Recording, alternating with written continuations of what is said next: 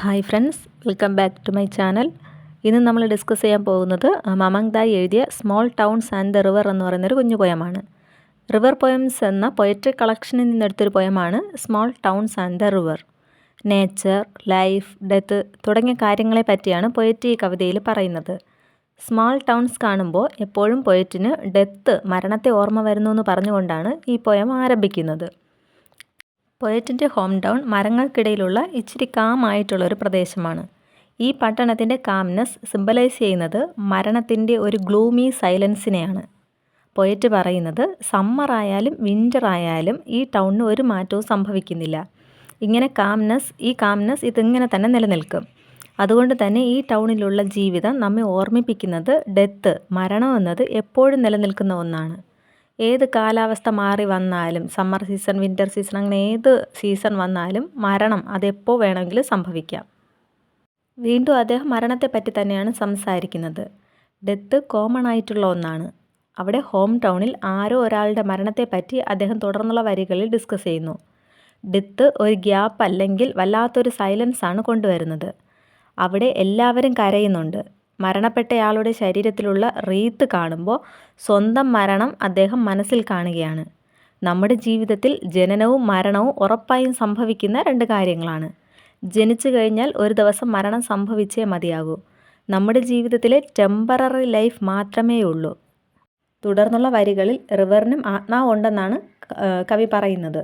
മനുഷ്യരെ പോലെ ചിന്തിക്കാനും പ്രവർത്തിക്കാനും കഴിവുള്ള ഒരു വ്യക്തിയായി പൊയറ്റ് റിവറിനെ കൺസിഡർ ചെയ്യുന്നു. പക്ഷേ മനുഷ്യനെ റിവറിൽ നിന്ന് വ്യത്യസ്തനാക്കുന്നത് എന്താണെന്ന് വെച്ചാൽ റിവർ പെർമനൻ്റ് ആണ്. പക്ഷേ മനുഷ്യന് ടെമ്പററി ലൈഫ് മാത്രമേ ഉള്ളൂ. വരണ്ട കാലത്തെ നദികളുടെ ഒഴുക്കിനെ നദികളുടെ കണ്ണീരായിട്ടാണ് നമ്മുടെ പൊയറ്റ് പറയുന്നത്. നദികൾ ശ്വാസമടക്കി അന്വേഷിക്കുന്നത് ലാൻഡ് ഓഫ് ഫിഷ് ആൻഡ് സ്റ്റാർസിനെയാണ്. നദികൾക്കും ആത്മാവുണ്ടെന്ന് പൊയറ്റ് തുടർന്നുള്ള വരികളിൽ വീണ്ടും ആവർത്തിക്കുന്നു. വ്യത്യസ്തമായ ഭൂപ്രദേശങ്ങളിലൂടെ റിവർ ഒഴുകുന്നു. വാട്ടറിൻ്റെ ഇമ്മോർട്ടാലിറ്റിയെപ്പറ്റി റിവറിനെ അറിയാമെന്നും പൊയറ്റ് പറയുന്നുണ്ട്. തുടർന്നുള്ള വരികളിൽ അദ്ദേഹം തൻ്റെ ചൈൽഡ്ഹുഡ് ഹാപ്പിനെസ്സിനെ പറ്റി പറയുന്നു.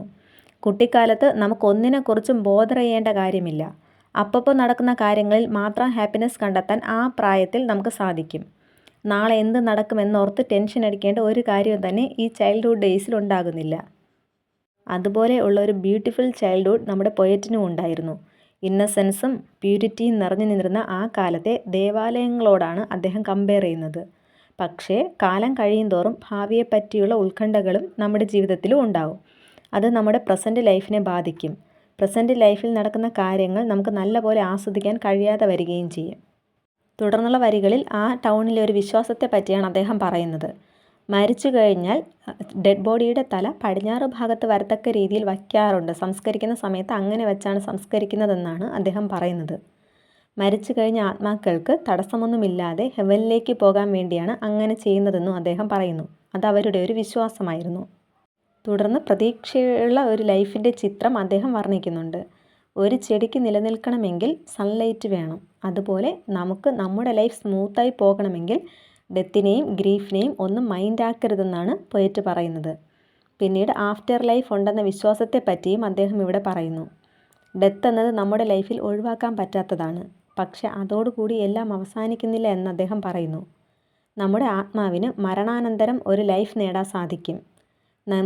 നമുക്ക് ദൈവത്തിലേക്ക് പോകാൻ അല്ലെങ്കിൽ ദൈവത്തോട് ചേരാനുള്ളൊരു വഴി മാത്രമാണ് മരണം. ഈ ഒരു ടൗണിലുള്ള എല്ലാവരും അങ്ങനെ ദൈവത്തിലേക്ക് ചേരാൻ ആഗ്രഹിക്കുന്നു എന്ന് പറഞ്ഞുകൊണ്ടാണ് പൊയറ്റ് ഈ പോയം അവസാനിപ്പിക്കുന്നത്.